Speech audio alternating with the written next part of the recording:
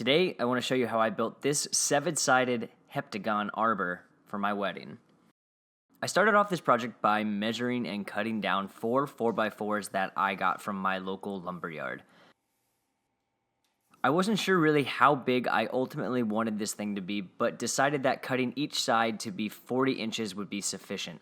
That would give me a maximum width of 7 feet, which seemed big enough for a wedding arbor, but not so big that it was impossible to transport or just look kind of funky with us standing under it.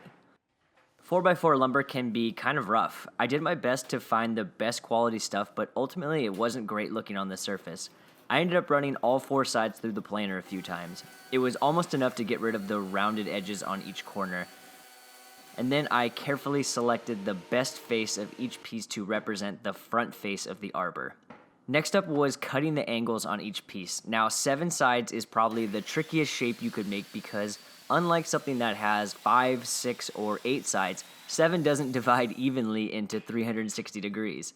I needed to cut angles at about 25.7 degrees on each piece so that when you added up all 14 sides, it completed the heptagon. Now I did my best here, but it definitely was not perfect even with a miter saw, and I'm not sure why I chose to cut the miters this way. I should have just kept the saw perpendicular to the cutting surface and just angled it. Only after did I realize how much more difficult this method was. Now after cutting all 14 angles, I laid out the piece and decided which of the 7 sides I wanted my base to be. Then I went around and labeled each piece and made markings of how much more material I needed to remove to refine the angles so that everything in each joint matched up perfectly. In reality, I should have just gone back to the miter saw to refine this, but instead used the stationary sander, which worked, but it was a bit more time consuming. Now I wanted to use dowels for this project to connect things. These would provide strength as well as help align everything when assembling, and ultimately I wasn't sure if just the dowels would be enough to hold things together, but I went for it anyways. Using a $20 doweling jig and a clamp, I cut 1/2-inch dowels into each of the mitered corners, and then cut out 1/2-inch dowels and rounded down the edges.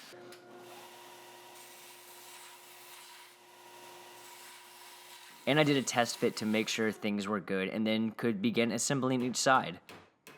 This was actually really tricky to clamp, and there really wasn't a good way to do it by myself. I tried using this angled clamp from Rockler, and they were pretty helpful actually, as the dowels would help keep things aligned while I clamped things down. But ultimately, I ended up using 2 to 3 3-inch wood screws on each end, and that not only really strengthened this thing, but it really helped pull everything together.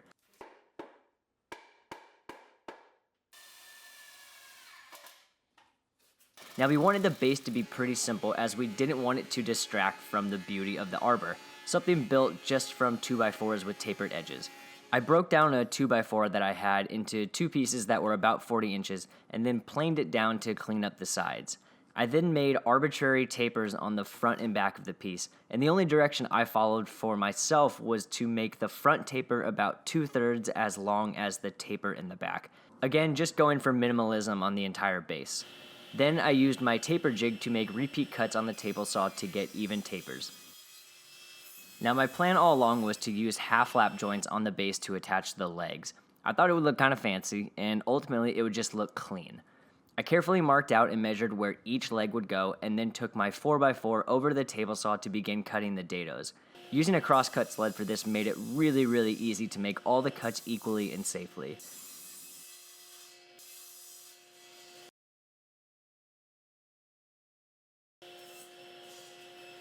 I then went and repeated a similar process with the legs, again just cutting dados so that they would marry the dados in the base that I had just cut.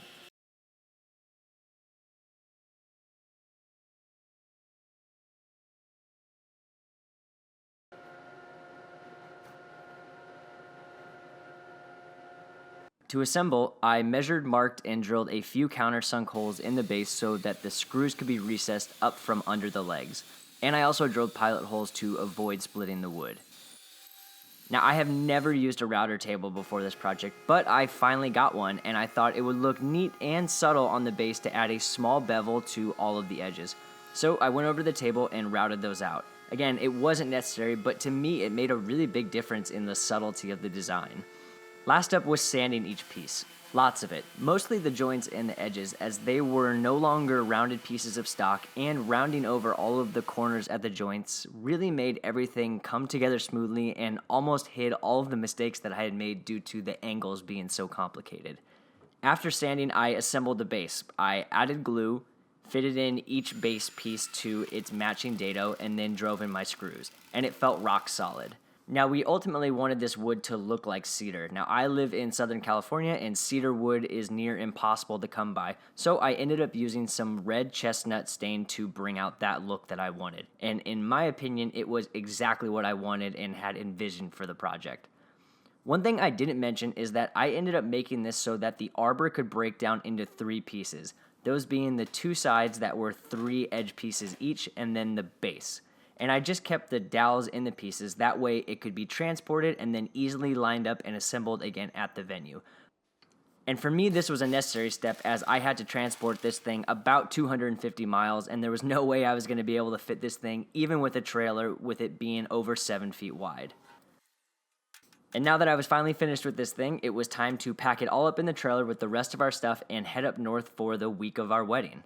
And it only took about 5 minutes at the venue to set up with an impact driver once we got there. And once that was done, there wasn't much else to do but enjoy the big day. And here's just a quick teaser of how it played out.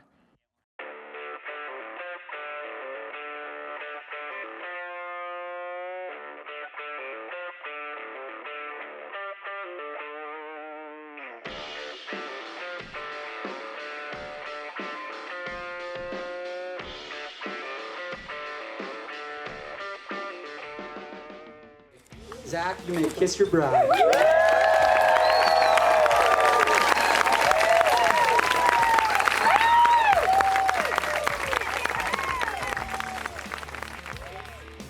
And I'd say it was easily the best day of both of our lives, mostly because this thing didn't tip over and fall on us mid-ceremony.